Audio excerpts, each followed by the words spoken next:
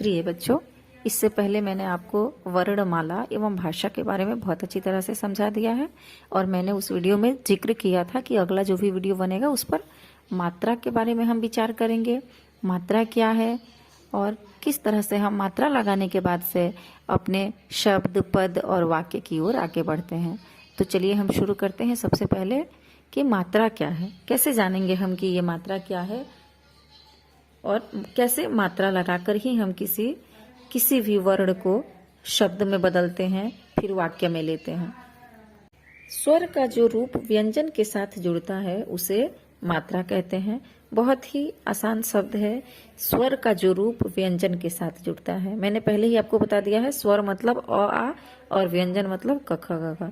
तो स्वर का जो रूप व्यंजन के साथ जाकर जुड़ जाता है वो यानी अ आ का जो भी रूप व्यंजन क ख ग घ में जुड़ता है वही मात्रा बन जाता है।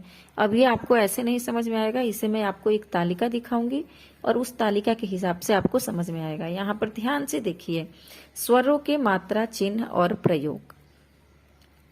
यहाँ पर आपको दिखाएगा कि स्वर के लाइन में आप देखिए तो अ आ ई उ री ए ओ औ अंग अह तक लिखा हुआ है और इनके मात्रा दिया गया है।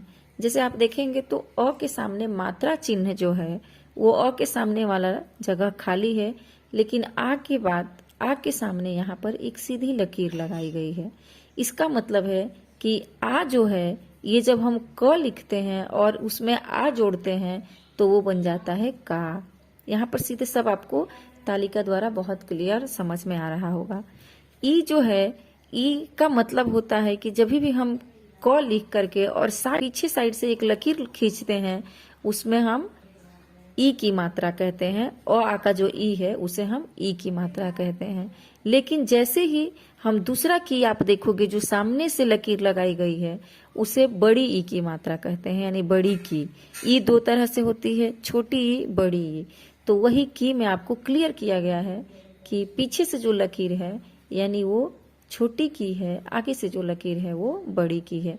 सेम चीजें आप देखते चलो नीचे तो क लगा ऊ लिखा हुआ है, ऊ का मात्रा होता है जो नीचे यहाँ पर दिया है उसे ध्यान से देखिए आप, ये ऊ की मात्रा है और ऊ में क लगा करके हम कु लिखते हैं। क में जब क व्यंजन में जब ऊ स्वर डालते हैं तो कु बन जाता है। उसी तरह से क व्यंजन में जब हम बड़ी ऊ स्वर डालते हैं तो कु, बड़ी कु की मात्रा बन जाती है। सेम चीजें नीचे आगे बढ़ते चलिए तो क व्यंजन में हम री स्वर डालते हैं तो क्रू बन जाता है, इसे हम क्रू कहते हैं। जैसे कृषि लिखेंगे, गृह लिखेंगे तो ये क्रू बन जाता है। आगे नीचे की ओर हम बढ़ते जाएंगे तो क व्यंजन में ए स्वर डालेंगे तो के बन जाता है। क व्यंजन में ए स्वर डालेंगे तो कै बन जाता है। क व्यंजन में ओ स्वर डालते हैं तो को बनता है। क व्यंजन में औ डालते हैं तो कौ बन जाता है। क व्यंजन में अम डालते हैं तो कम बन जाता है और क व्यंजन में अह स्वर डालने पर कम ही बन जाता है, ये चंद्र बिंदु लगा करके बनाते हैं। और क व्यंजन में अह स्वर डालने पे कह बन जाता है। ये तालिका से आपको बहुत अच्छे से समझ में आ गया होगा कि जब हम 12 खड़ी लिखते हैं तो ये 12 खड़ी की जो मात्रा है वो अकेला कंप्लीट नहीं होता है, उसके साथ स्वरों को जोड़ा जाता है। यानी स्वर जो हैं वो मात्रा चिन्ह बन जाते हैं और वही निर्मित स्वरूप ले लेते हैं, यानी 12 खड़ी में जाकर बदल जाते हैं। तो ये बहुत अच्छे तरह से आपको यहाँ पर तालिका देखने के बाद से समझ में आ गया होगा। और एक चीज मैं आपका क्लियर करूंगी कि र जो हम लिखते हैं तो र को 3 प्रकार से लिखते हैं, ये भी मैं इसी में आपको बता देना चाहती हूँ। र को 3 प्रकार से लिखते हैं, आप ध्यान देंगे। प प्लस र को हम कहते हैं प्र। इसके उदाहरण देखिए, प्रमाण, प्रयोग, प्रकार। तो इस प में एक जो सीधी लकीर है वो र का काम कर रहा है, यानी र का एक प्रकार ये भी है।